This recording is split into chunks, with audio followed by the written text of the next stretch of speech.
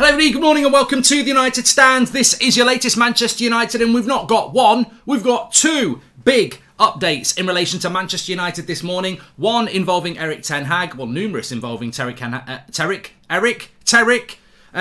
Hag, and one involving Darwin Núñez. And interestingly enough, I suppose I'd get straight into it, is that it is coming from a good source. It's coming from David Ornstein, who is, I think, a very reputable UK journalist who's been quite quiet on the Erik Ten Hag situation. He's given us an update on that this morning, and he's also given us a Darwin Núñez update as well. So we get 2 for 1, two very credible updates from David Ornstein this morning. Also, as I said, there's a raft of information about Erik Ten Hag coming in from last night as well. Some from Dutch sources, some from UK sources as well. But we'll fly straight into this. I hope you're all doing well this morning. Lots to discuss, as I said. But let's go straight into what David Ornstein has said. We'll talk about Darwin Núñez in a minute, but he's saying the front runners for Darwin Núñez's signature. Remember, Darwin Núñez is the 22-year-old hot property striker playing for Benfica at the moment. He's got the lot. He could be a superstar of the future. Well, apparently his signature is being chased by Manchester United, Chelsea and PSG at the moment, with a decision on his future expected in the next couple of weeks. Benfica are open to a sale with his price anticipated to be around 70 million euros. So we'll come back to Darwin Núñez in a minute. But what did David Ornstein, who said that, also have to say about Erik Ten Hag? He said, if sufficient progress occurs between Ten Hag and Manchester United in the coming days, it's possible that announcements will follow. However, nothing will be officially confirmed until after the cup final between PSV and Ajax on April the 17th, which is next Sunday. Ten Hag is the preferred candidate and negotiations are progressing as they attempt to find an agreement. United are waiting on Ten Hag's decision, which is now close to being made. That's all from Erik Ten Hag. That's not all from Erik Ten Hag. That's all from David Ornstein. It fits, doesn't it? I mean, there are other things. There's quite a few things coming in about Erik Ten Hag. I wasn't on the show last night. The Leipzig rumour, which was rubbished, isn't actually a load of rubbish. We'll talk about that in a moment as well. There is interest from other clubs. I just think possibly they've got the wrong club. In fact, we've got Fabrizio Romano on at 2:30, so we can just ask him directly. But I think they've got the wrong club there. But in relation to what David Ornstein said there, I think what I get from speaking to people and seeing what people are putting out publicly in relation to credible journalists, I think they're tentative.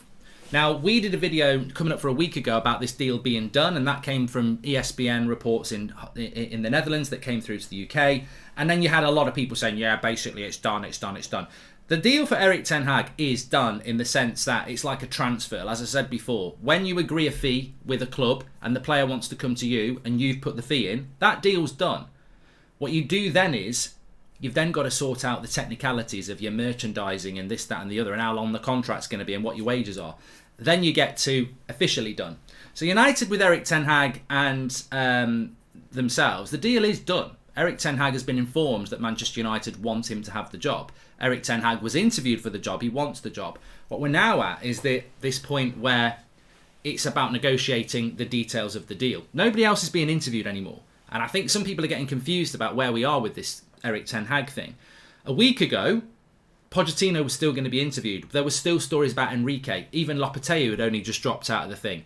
We're not there anymore. There is no interview for Pochettino. There is no trying to get Luis Enrique. They have offered the job to Erik Ten Hag, and it's now about announcements. Now, I've said this a few times. I cannot, for the life of me, see United appointing Erik Ten Hag for at least a week, because you've got that PSV final on Sunday. But even then, the title's not won. So I think this is going to be the back end of May. I'm very relaxed about it. I don't know how you feel. I'm very relaxed because I think this deal will be done. It's what we wanted. We wanted to know that Erik Ten Hag was going to be our manager, but the official announcements, we must respect Ten Hag, Ajax, and we will. I think we'll have to wait a couple of weeks for that. So it'll be interesting to see what Fabrizio says this afternoon. In relation to fears about the deal collapsing, there's two things I would say here. A couple of things I've learned this morning. A few things I've learned from just reading around various outlets from the Netherlands and the UK. First thing, there is interest from other clubs. I think last night we had a sort of childish game of I know better than you, no I know better than you. Like, it was like this story came out that Leipzig want Erik Ten Hag. Then you had some people saying it's a load of nonsense. Then you had another raft of people saying it's not a load of nonsense, it's coming from good sources. So we almost had a shit sandwich because we had the story that Leipzig want him. Then we had people like Fjortoft and others saying it's a load of nonsense, who have got good German sources. And then we had a load of other sources saying it's not a load of nonsense, there is interest.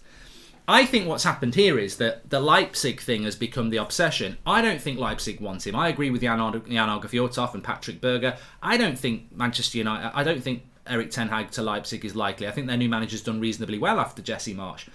I think it's Dortmund. I've always thought it was Dortmund. But I think Dortmund can't allow that to come out because Dortmund are a very public club. I think there is interest. Well, we know there's interest.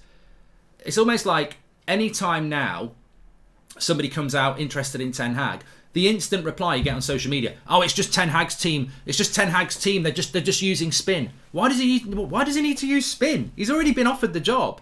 I think what's happening here is that there is a bit of time between the deal being done last week in relation to the job being offered and the official. And this time could be 2 or 3 weeks. So what you're going to get is fillers. Like last week, Erik ten Hag's been offered the job. We've just got to wait for an official announcement. That's where we're at. But in between that, the media have got to fill that time. So I think we're getting, another club swooping in. Erik ten Hag is not happy about the terms that he's being offered.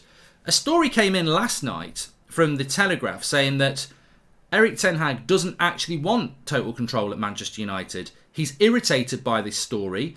He's never had that control at Ajax. He's never had total control at Ajax. And he's irritated by this story coming out that he's holding up the deal looking for total control. What's holding up the deal is the official announcement, which everyone's respecting Ajax. And it goes on to say in the Telegraph that terms have been presented to Erik ten Hag last week, and are advanced, and he's very happy with those terms. He does want significant say on signings, and he's happy departures, which the club are happy to give him.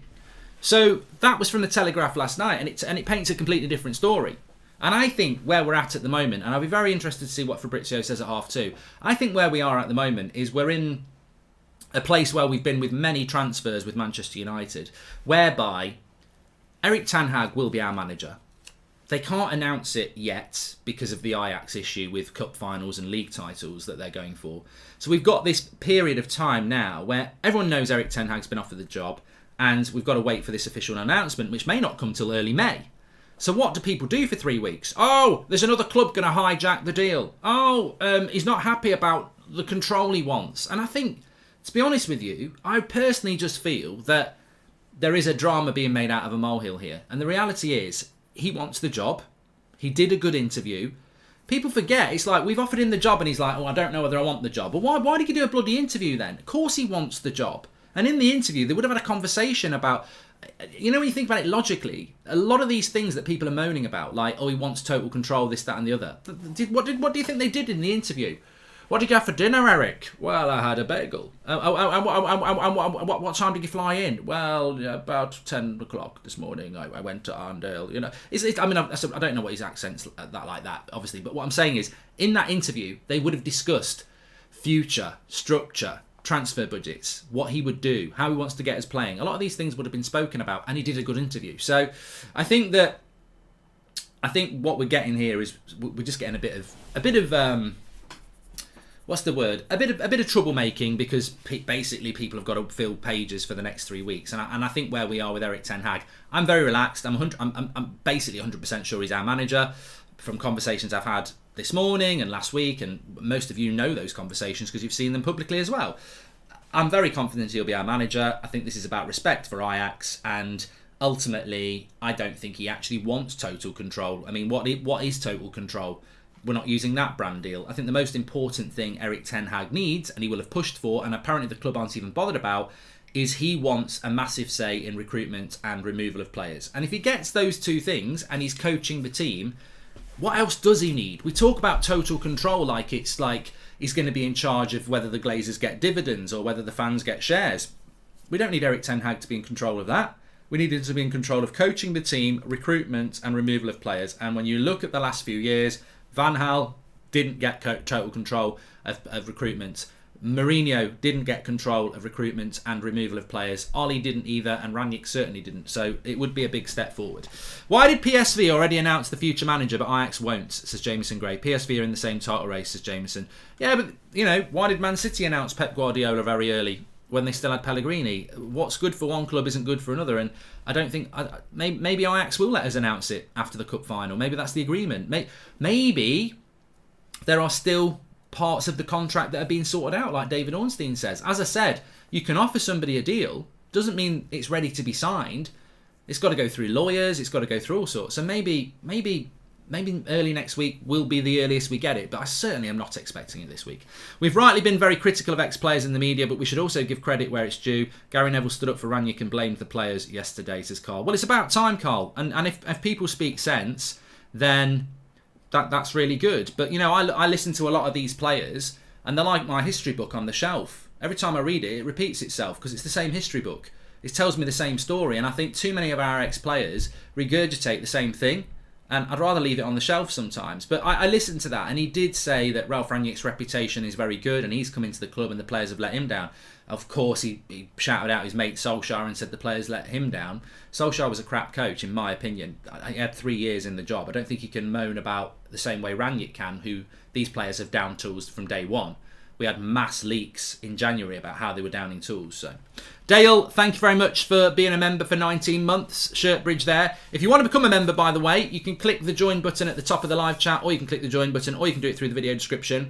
We've got another exclusive video for our members coming up this week, and you can vote for it on the community tab, which is exclusive for the members. We've also got the Anthony versus Rashford video as well, which you can watch. Thank you for your support. If you are a member, click that join button. You get a little badge next to your name in the chat as well. Let me just tell you what you can vote for if you are a member. I'm just going to pop to the homepage, go to the community tab, and I can tell you that this week's head-to-head is either Nunez versus Ronaldo, Timber versus Maguire, De Gea versus Ederson, or Nkunku versus Bruno. And I can tell you at the moment, Timber versus Maguire is winning. So that could well be our head-to-head video this week. Click the join button if you want to get involved in that. Right, let's move on to Nunez. We may well be comparing him to Ronaldo on that video this week, but a big update from David Ornstein in relation to Darwin Núñez. Now, Darwin Núñez, I feel, has become the #1 target for Manchester United fans as the striking option. I can't disagree with that. I think that maybe in January, when Fabrizio said that we're going to be looking at a young striker. Remember, we've got Fabrizio on at 2:30 today, so we'll be asking him about Núñez as well. But David Ornstein has given a big update this morning. So when we spoke to Fabrizio Romano in January, he said that United will be looking for a young striker. And that led many of us to start looking at Isaac, Jonathan David, Darwin Núñez, Osimhen, a few others. All these players in their early 20s. And I suppose back then, you know, you look at them and you go, he's got this, he's got that, he's got that. And I think what's happened over the last few months is that as people have started watching these players more and doing more research on them, and certainly myself, Darwin Núñez is just the #1 for me. But he's going to be the #1 for a lot of other people as well. He reminds me of Cavani, a prime Cavani. Not the Cavani now that can't be asked to play, but he reminds me of a Cavani, and not because he's from Uruguay, but because he's just got everything to his game. I think he's good in the air, his hold-up play is reasonable, his positional sense in the box is fantastic, he can score with both feet, he's reasonably quick, and he's only 22, and I think he can only get better. And I think his future is really, really interesting, and I think he'd be perfect for Manchester United. So, look, Darwin Núñez, I would say, is probably our most realistic, our best option, because we can't get Erling Haaland. But I don't actually think we'll get him. So David Ornstein says that the transfer race for Darwin Núñez is up and running and it's expected to be closed in the next couple of weeks, with the 3 front runners being PSG, Manchester United and Chelsea. Well, the big issue we've got straight away there is that we can't get hold of Darwin Núñez if Chelsea and PSG go for him. He's not going to come to Manchester United. 2 big reasons here. One, the obvious one, we will not be in Champions League football. Jerome, thank you and welcome to the Members Club. Make sure you check out that Rashford video. And I don't think he's going to be wanting to play in the Europa League or the Conference League at Manchester United when he can play at Chelsea or PSG. So I think that doesn't help us straight away. I also think the price tag is more suitable for PSG and Chelsea. Do Chelsea need to buy 4 or 5 players this summer? No. Do PSG need to sign 4 or 5 players? No. Can they therefore just go, there's £60 million for a striker? Yes. Can United spend £60 million on a striker? It's a lot of money to spend on a striker that may not start next season and is seen as the heir to Ronaldo. So I think that hurts United. No Champions League football hurts United. And then the third thing that really hurts United, I suppose, as well, is that if he goes to PSG, he probably starts up front. If he goes to Chelsea, he definitely starts up front. They haven't got a striker. Lukaku's a failure. If he comes to Manchester United, he probably sits on the bench. Because if Ronaldo's still here, Ronaldo will still play. So United have got a very difficult scenario to buy a striker this summer, because what can we offer? We can't offer Champions League football. We don't really want to be spending north of 50 million on a striker, because we've got other areas that we need to spend money on as well. And also, we can't necessarily offer somebody a starting position if Ronaldo is staying. So I really would like Darwin Núñez, but I think it's going to be a very hard deal for Manchester United to do. To offer a glimmer of hope, if you want him, the scenario I would say where it could work is if we miraculously manage to get Champions League football, which I don't think is going to happen. I'll talk about that in a moment. Ronaldo leaves and there is a number 9 shirt there. I think that's the best case scenario if you want Darwin Núñez. And I don't see us getting top 4. And I don't really see Ronaldo leaving. We're going to ask Fabrizio about Ronaldo later. Welcome to Members Club, James Mackin. Thank you very much for clicking the join button and supporting the channel. Really appreciate that. But I don't see where Ronaldo would go. Funnily enough, I think the only club that could take Ronaldo is probably PSG, and they may well be looking at us. But look, I do like Darwin Núñez. I think he is a fantastic player, and I would definitely welcome him at Manchester United. But it may well be difficult. And I suppose you put yourself into that area, don't you? I was speaking to a Villa fan in the pub yesterday, and we were talking about next season, and they were saying they're a bit pissed off with, I think they've lost 3 of the last 4 or something like that, and they were basically saying that they're a bit worried because they can be competitive in the transfer market, but everyone else is going to be competitive in the market. And I think United have got this problem as well.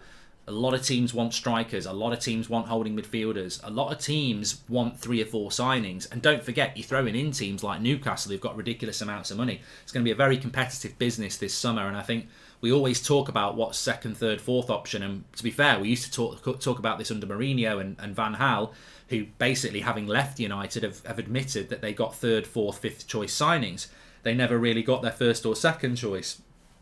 I don't think that can happen this summer. I think we could criticise in the past, why didn't they get Mourinho his first choice or Van Gaal his first choice? I think circumstances are going to dictate to us this summer that it's going to be very hard for us to get first choice. CDM, Declan Rice, is our first choice. Very hard deal. He wants to go to Chelsea. They can also offer Champions League football. So how do you do that deal? Darwin Núñez, how do you do that deal for the reasons we've just discussed? And if you're not getting Declan Rice and Tchouaméni, who's your CDM? Oh, let's get Ruben Neves. Well, he might not want to come. He might go Barcelona. You're down to 4th choice then. Striker, if you don't get Darwin Núñez, who are you going for? I think we need to diversify. Mark, you think Ollie put us in a horrible position by not using Martial, Donny Bay and a few others enough? I think we really have a lack of options, says Vicky. Just very quickly on that, I was actually messaging Ricky last night after the show, and he was talking about Martial, and I said to him, look, the reality is there's a lot of criticism around Anthony Martial. We saw him come on against West Ham and deliver the goal that allowed us to win that game. Massive part in that goal. I think he played the pass to Cavani, didn't he? But he was part of the build-up. One thing about Anthony Martial is he's not a greedy player. He's a team player. I think it's very obvious to me that Martial has not been great for Sevilla and he's not been great for United. But he would have been better for us than Rashford this last 3 or 4 months, because one thing Martial can do is play a pass and be unselfish. So I think Martial could have been a help, but that deal had already been decided before the Greenwood thing happened, didn't it? So, Hiddy, thank you very much for becoming a member there.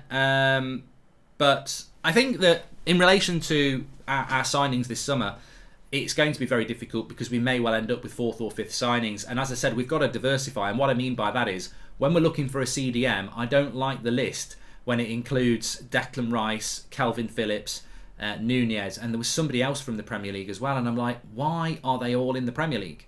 Why are you not looking in the French League or the German League or the Portuguese League? Like, there are good players out there who will be, 1, cheap, and 2, other clubs might not be looking at. We've really got to utilise our scouting, and that worries me. I don't think our scouting department gets scrutinised enough. It's always the manager's fault. It's always the board's fault. But there's a massive amount of scouting that Manchester United do. Remember what we were talking about the other day? It's like, apparently we scouted hundreds of right-backs before deciding to go for Wan-Bissaka. The club made a big deal about this. It's mentioned in many media outlets still today. The club made a big deal about the amount of right-backs they scouted over 18 months before deciding on Wan-Bissaka. They made a huge deal of it, like it was a good thing, and we ended up with Wan-Bissaka for 15 million. Well, 2 years later, that looks really bad on our scouting department, that you scouted hundreds of right backs and ended up spending too much money on a right back that hasn't actually done that well, has he? And actually going forward isn't a traditional United right back, he's a defensive right back. So that exposes the scouting, really. And I said this the other day, it's a bit like when it's prom night. And I'll be a bit like, it's prom night, you're picking your dress. A lot of people think it's a female, could be a man, who knows. Anyway, you're picking your dress, you try loads of nice dresses on, and then you end up going to the party in a tracksuit. And that's basically what United have done with this scouting. Oh, we've scouted loads of people's, but then you don't pick the right thing. I think the scouting really does have to be scrutinised, because we have bought a lot of bad players over the last few years. And yes, the manager will have said yes, and yes, the board have negotiated the fee, which is embarrassing, but there are scouts that have looked at these players. Has anybody ever thought that our scouting department needs a massive kick up the arse as well? Because I don't see... I just wonder if they've got passports. Are they actually... You can't leave the UK, because we're going to have to do that. If we're going to have to buy... If we can't get Declan Rice and we can't get Tchouaméni because we're in a bad position, then you need to be in Portugal looking at Polina. You need to be in Italy looking at other CDMs there. You do. Spain. You've got to. And if you find the right one, you'll pick them up for 30 million. And not a lot of other Premier League clubs will be competing for them. So that's the challenge for Manchester United this summer.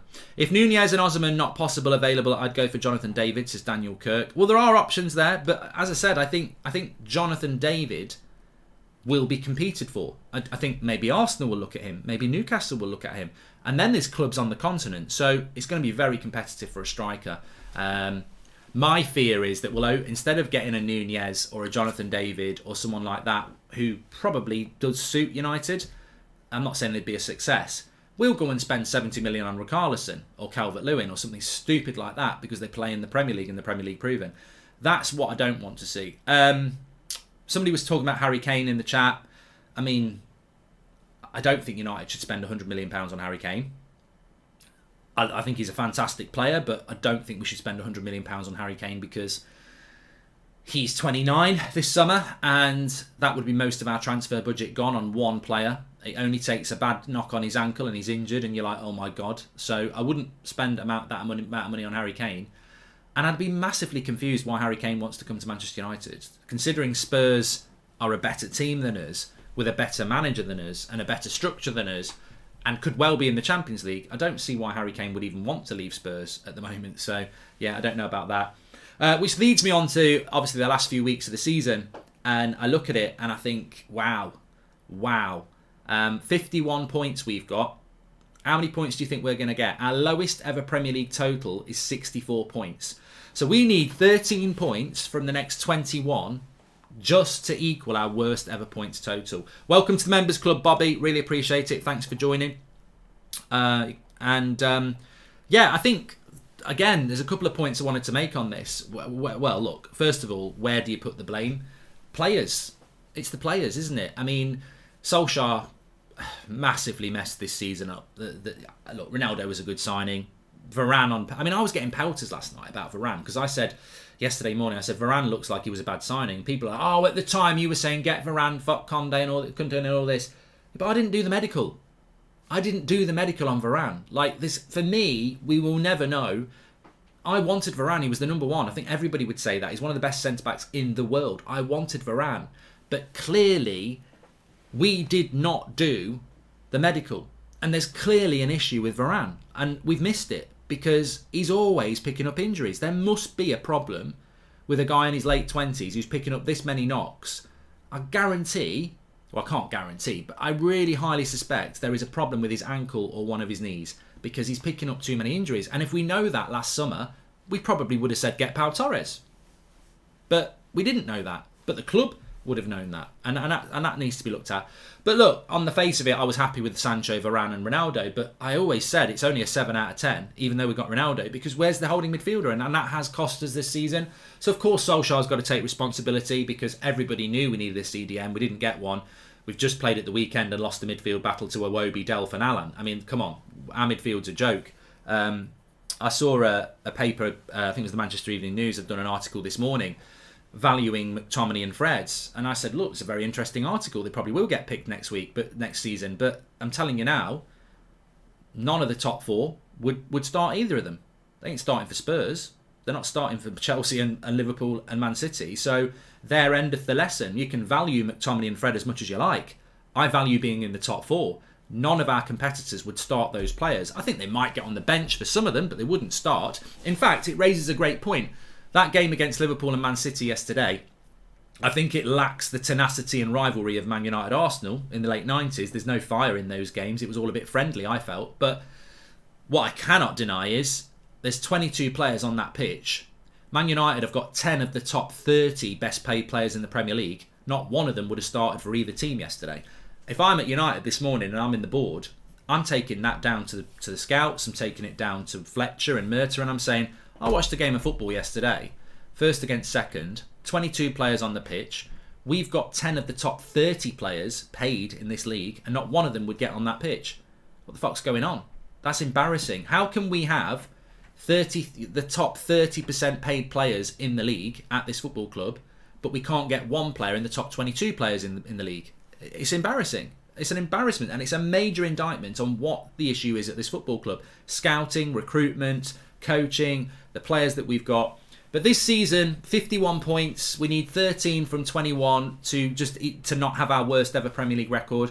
I think it's nailed on. We're going to have our worst ever Premier League points total with the likes of Bruno, Ronaldo, De Gea, Maguire, Pogba, and Luke Shaw, all these, Sancho, Rashford, all these top players are going to break a record of our lowest ever Premier League points total.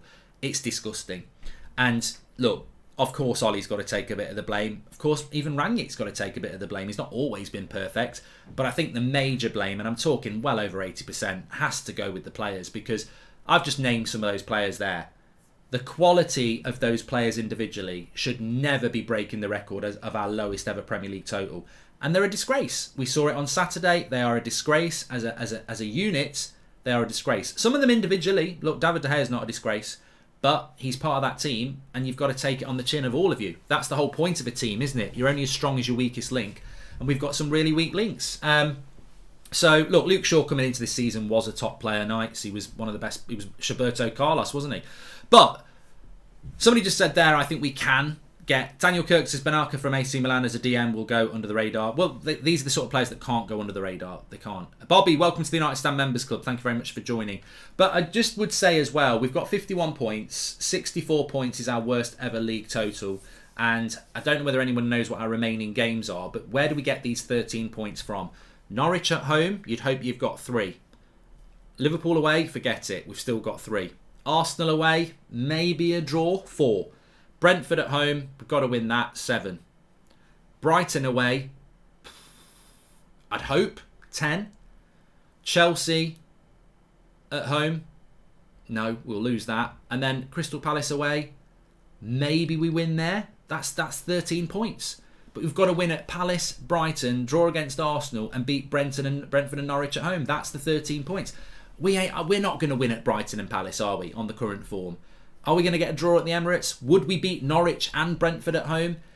We're not going to beat 64 points. I think I'll be stunned if we get more than 64 points. So we're going to have our worst ever Premier League total. And the scary thing is, we know this, the players know this, and they're still putting in performances like that. Look, people talk about Harry Maguire's record of relegations. I mean, his CV is going to get worse, and everybody else's is. You are going to be labelled as the worst Manchester United side in Premier League history. And it only occurred to me this morning, sometimes I think we can go overboard. We can go overboard. I think we all do it. And we can, be a bit sensationalist. The media do it. The fans do it. But let's not forget, you don't need to start swearing and abusing and saying, there's no need to go to that level. When you get angry with these players, worst Manchester United Premier League side in history. That's their title. And you look back to the Leicester game and the Everton game and the lack of effort, and they deserve it. They absolutely deserve it. Worst Manchester United Premier League side in history. The Premier League's been going for 30 years. Worst Premier League Manchester United side in history. That's what these lot are. And that needs to be almost on a sign on Manchester United. I know they've got all these banners with all their sponsors. Worst Premier League side in history. Because that's a fact. And the board, the scouts, the coaches, the players, they need to open their eyes up and look in the mirror. Because that is a fact. You are heading towards, and I think you are. I think you are anyway. I keep saying this is the worst side I've ever seen. Worst Premier League side in Manchester United's history. And that's not sensationalist, it's a fact. Nice shot, shirt mark. Erik ten Hag uses a target man, lets loan Lukaku, says Liberty. He hasn't always used a target man. He is using a target man at the moment, but doesn't always. So there you go. And look, Nelson, a couple of weeks ago, I was like, Spurs have blown top 4, and now they're back in the race. So it just shows you that this 4th spot was always about what we said in January. It's about who can be the shittest. Who's the least shittest. Like, we're really shit. Arsenal have gone shit, and Spurs have gone, okay, we'll have a go now. Maybe they'll lose a couple of games and someone else will come through. It was there for the taking. We've taken 1 point from Leicester and Everton. Reasonably, we should have took 4. I would have expected us to take 6. We would be in that race, even though we're crap. This is how bad we are. We're an absolute joke. Anyway, look, please smash a like on the video. Make sure you subscribe. We have got Fabrizio Romano on at 2:30, and we'll be discussing some of these big updates and see what's going on with NUNEZ and Ronaldo and Declan Rice, and obviously the Erik ten Hag story. So looking forward to that live at 2:30 with Fabrizio. Please do click the join button and join the members club. Thanks everyone who has. You can do it through the video description, or you can do it through the live chat. If you are a member, make sure you check out Rashford versus Anthony as a head-to-head. I really would like us to move for Anthony. We're filming another one exclusively for our members this week. You can vote on the community tab. It's looking like it's Timber versus Maguire. I've got a whole raft of other things coming through, like early merch drops and stuff like that. So click the button, and thanks for your support. If you're not a member or you can't become a member, don't worry. We're still going to keep doing the same amount of content for you. This is just bonus content for people who are supporting our channel. But we'll still have the same 8 o'clocks, 10 a.m.s, Fabrizio Romano interviews. Nothing is changing at all. It is just for those people who support the channel. Thank you very much. Do vote on what video you want this week if you're a member. And thanks everyone for watching. We'll see you at 2:30 live with Fabrizio Romano. As I said, don't expect Erik ten Hag to be official until at least next Monday. And even then, I think it might be a couple of weeks more. Thanks for watching. Take care, whatever you're doing this week. And I'll speak to you all very soon. Thanks for watching.